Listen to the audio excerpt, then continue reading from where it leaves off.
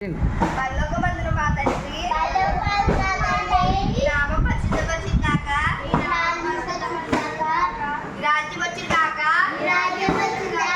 నీ చిత్తము పరలోకమందు భూమి యందును నెరవేర్చును గాక.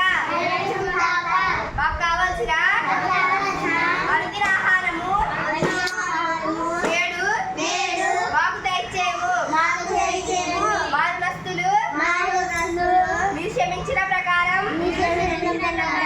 మరణములన్నీ క్షమించండి. సోదరులో తేక